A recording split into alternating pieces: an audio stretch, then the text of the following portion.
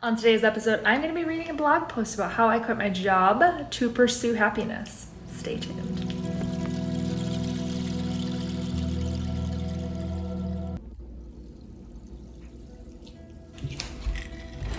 Good morning. I'm getting ready for the gym, drinking my matcha latte, and I wanted to come and read a blog post that I wrote. So, let's get started. At the end of 2020, I decided it was time to jump ship from your typical staffed employee position and become a traveling stenographer. Honestly, what was I thinking? COVID was running wild again and states were going back into lockdown. Hospitals were filled with COVID patients and this was pre-vax.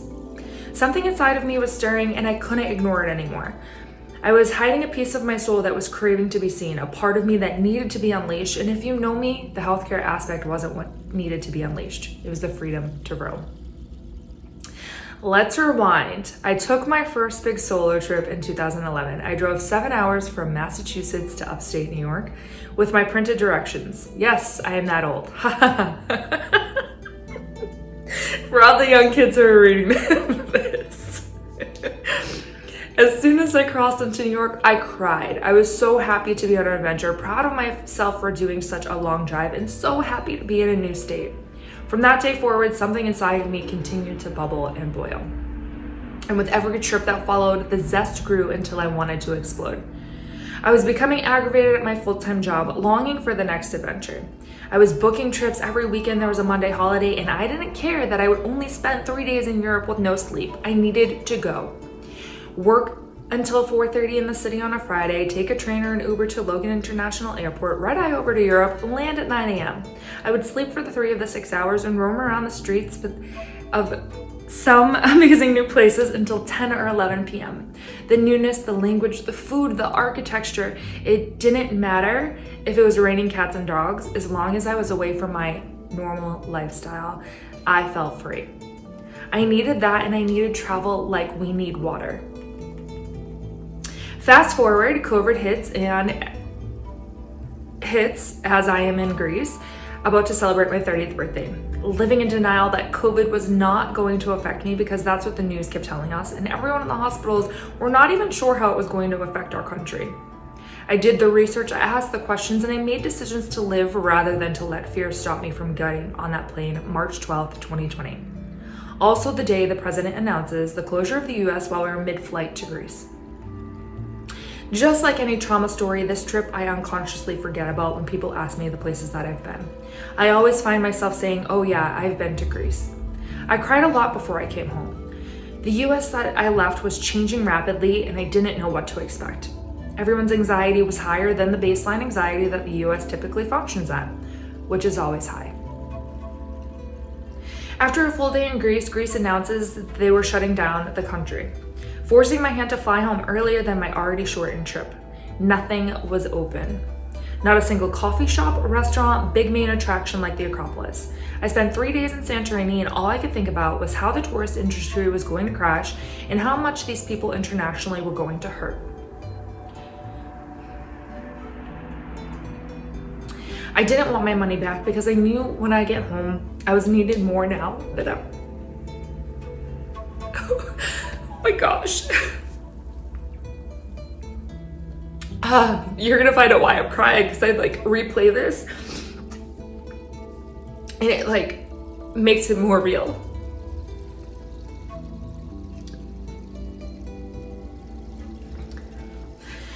Whew.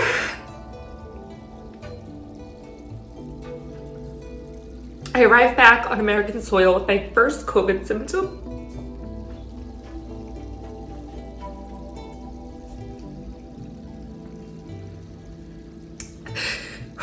Oh my gosh, why am I crying so much? I just read this and I didn't cry this much the first time I read it.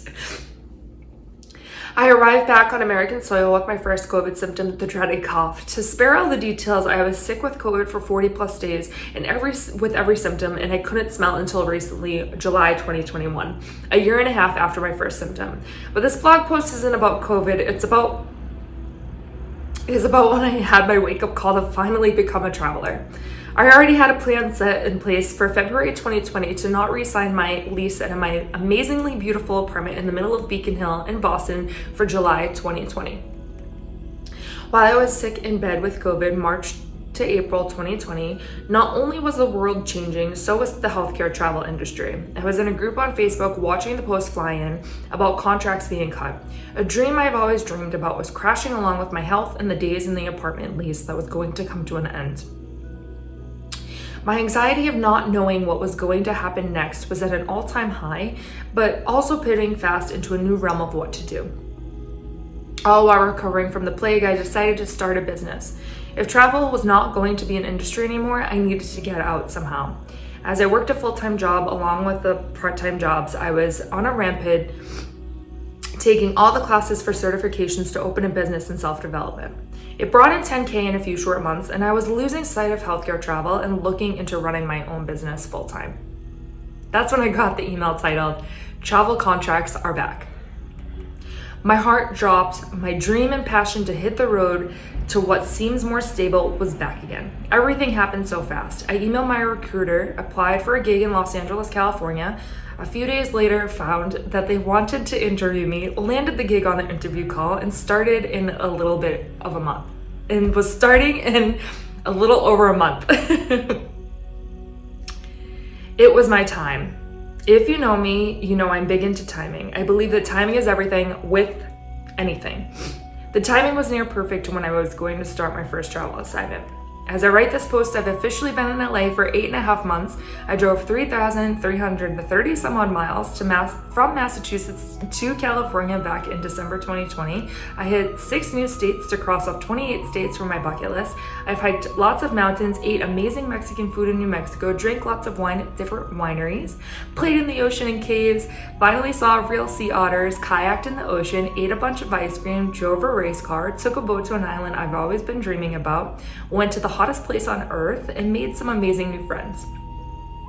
The bubbling travel adventure girl from the beginning of this blog post has finally been birthed into a full-time lifestyle. And as I write this and replay the amazing memories from the last 8 months and all the travel stories from the years before, I can wholeheartedly say that I do not regret quitting my full-time job to pursue happiness.